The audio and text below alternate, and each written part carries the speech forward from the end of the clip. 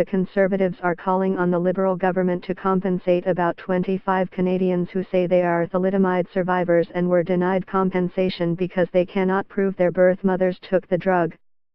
Conservative MP Gordon Brown says he knows of about 25 forgotten survivors who were denied government compensation after they failed to meet the eligibility requirements for a federal thalidomide program. Under a historic compensation package finalized in 2015, Health Canada pays annual compensation of between $25,000 and $100,000 to 122 Canadian thalidomide survivors.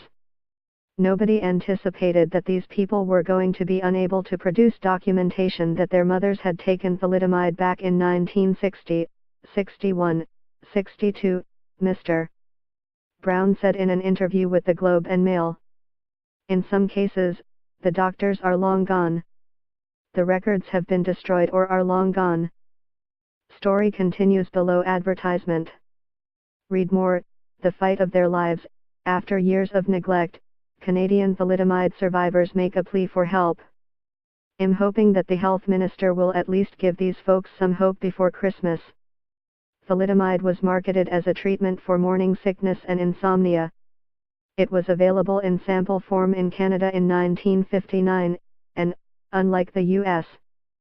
government, Ottawa approved the drug for prescription use in 1961. Contributing to the scandal in Canada was the fact that government officials allowed thalidomide to remain available until March 1962, 3 months after authorities in Britain and Germany took it off their shelves because of its link to birth defects. To be eligible for compensation, applicants have to meet one of 3 requirements: be listed already on an existing government registry of thalidomide survivors, provide proof they received a settlement from the drug company, or proof that their birth mother used the drug during her first trimester of pregnancy. Mr. Brown said many of the forgotten survivors he has met appear to be thalidomide survivors. When you meet with these people and you see them, they clearly have all of the signs of thalidomide. They are all of the age of the people who were victims of this drug, Mr. Brown said. Not only do they have outward physical deformities, they also have internal issues. Story continues below advertisement. Story continues below advertisement. Terry Bolton, who lives in Mr. Brown's Eastern Ontario riding, says he was denied compensation because he was unable to prove that his mother took thalidomide when she was pregnant with him.